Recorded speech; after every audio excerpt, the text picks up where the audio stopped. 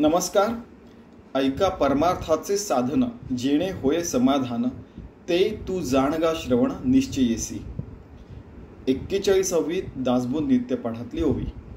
खरी ही 7व्या दशकातील 8व्या समासातील पहिली ओवी आहे आणि यात समर्थांनी सांगितलंय की तुम्हाला जर का परमार्थाचं खरंच साधन करायचं असेल, म्हणजे खरंच 24 तास तुम्हाला भगवंताच्या सोबत राहायचं आहे, व्यवस्थित सगळे कामं करायचे आहेत, आपल्या म्हणजे 24 तास भगवंताचे कामं करायचे, कर्म हीच पूजा करायची आहे आणि खरोखर समाधानात राहायचं असेल तर तुम्हाला श्रवण करणं आवश्यक आहे.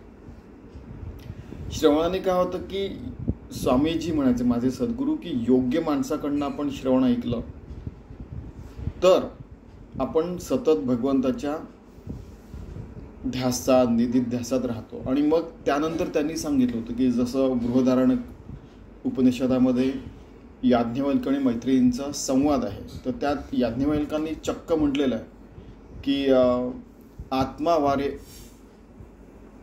वा अरे दृष्टव्य श्रोतव्य मंतव्य निधिध्यासितव्य, की सतत आत्म्याचं आपण दर्शन करावं, श्रोतव्य म्हणजे ऐकावं आत्म्याच्या बाबतीत, ब्रह्मतत्वाच्या बाबतीत, अद्वैत परमार्थ, आणि मंतव्य मनात आपण चिंतन निधिध्यासित मनन चिंतन करावं, निधिध्यास त्याच्यात आपल्याला सतत निधिध्यास राहावा, त्यालाच मग अनुसंधान म्हणतात. आणि सगळे जे सद्गुरू साधू संत असतात त्याच्यात अनुसंधानात असतात. सगळे कामं 24 तास कसे काय भगवंताला समर्पित होतात. प्रत्येक पल्स बीट, हार्टबीट, कानाचं ऐकणं, बोलणं, चालणं, श्वासोश्वास करणं, डोळ्यांची उघडझाप, विचार, खाताना पिताना जेवताना झोपताना, सगळे कामं करताना आपलं कसं काय भगवंताचं स्मरण राहावं, तर असं.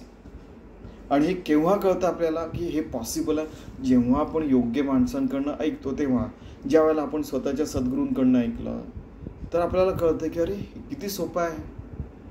म्हणजे एकदा तर इथपर्यंत झालेलं आहे की असेच सगळ्या सिनियर लोकांच्या गप्पा सुरू होत्या.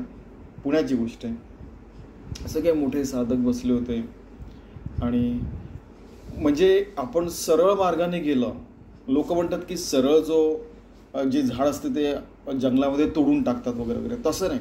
आपण सरळ मार्गाने गेलो तर हे खूपच सोपं आहे. म्हणजे वाटलं एक रुपया कमवणं पण खूप कठीण आहे, पण हे खूपच सोपं आहे जर का आपण सरळ मार्गाने गेलो तर. आणि हे खरं आहे.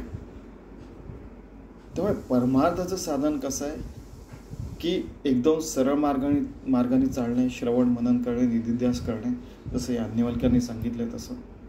आणि आता समर्थ रामदास त्यानंतर कित्येक उपनिषदांमध्ये गीतेत सांगितलं आहे की तस्मात योगी भवार्जुन. तसं आपण चाललो, बोललो, वागलो.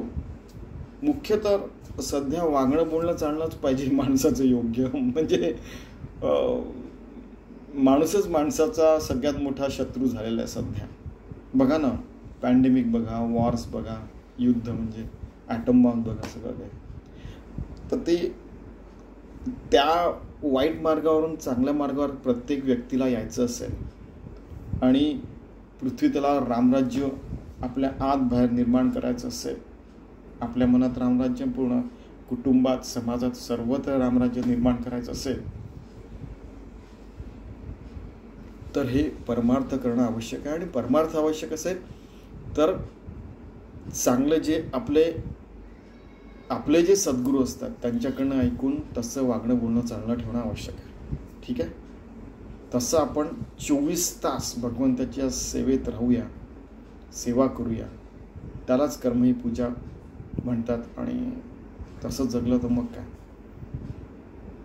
समर्थांचं आनंदवन भवन, रामराज्य, ज्ञानेश्वर महाराजांचं काय स्वानंद बोध पाटण, रामराज्य आपल्या आत बाहेर राहीलच राहील. मग काय देह राहिला काय गेला काय, असं समर्थ रामदास म्हणतात. धन्यवाद.